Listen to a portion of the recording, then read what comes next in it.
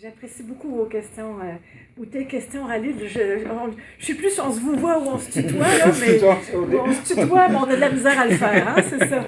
Bon, on va réessayer encore. En même temps que c'est réciproque.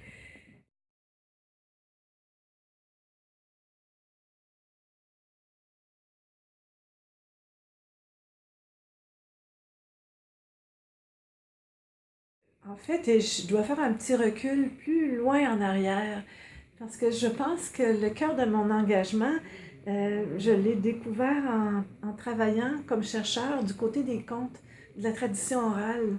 Dans les années 70, avec mon conjoint de l'époque, on a fait un travail de collecte de contes et de chansons, principalement en Acadie, dans le nord-est du Nouveau-Brunswick, au Canada.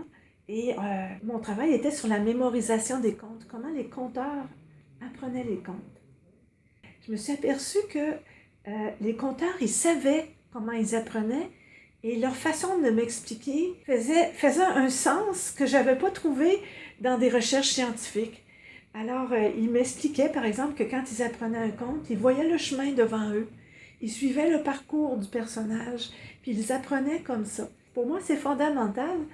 Et donc, on n'a pas que recueilli des contes avec eux. Je leur ai demandé comment vous faites pour apprendre, quand vous voulez le retenir, vous faites comment? C'était des gens qui vivaient beaucoup de pauvreté, d'exclusion, qui étaient vus par d'autres comme, euh, comment je dirais, donc, à l'extérieur de la culture, entre guillemets, alors qu'ils étaient porteurs d'un savoir incroyable.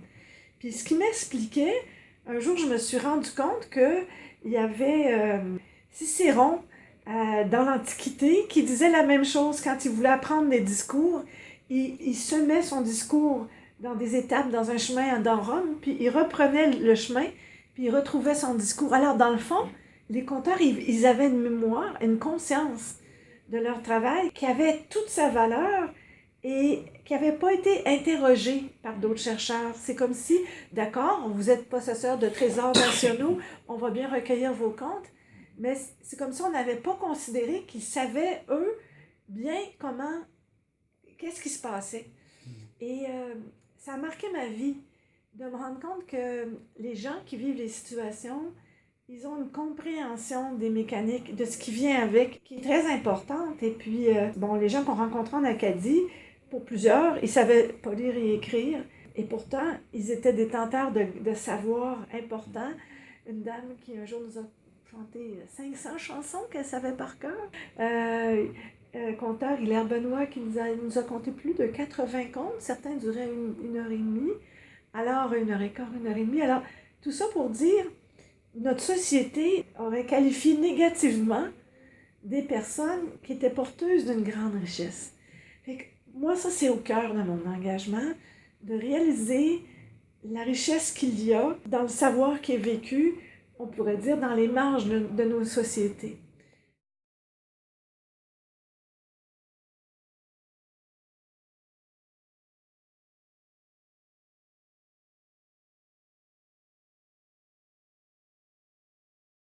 J'ai été impliquée ensuite dans les années 80 au collectif pour un Québec sans pauvreté.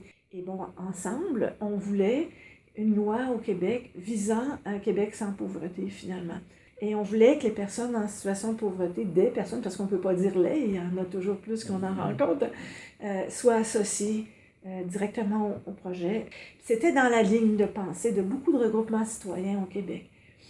Et on a eu un projet justement qu'on a appelé le projet AVEC. Et dans le projet AVEC, c'était ça l'enjeu, l'idée de favoriser cette présence-là.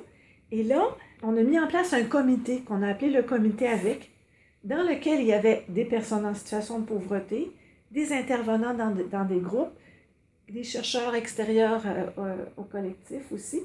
On se voyait ensemble beaucoup pour réfléchir ça. Et c'est là que c'est arrivé, à mon souvenir, cette réflexion. Si vous dites avec, c'est que vous ne vous sentez pas dedans.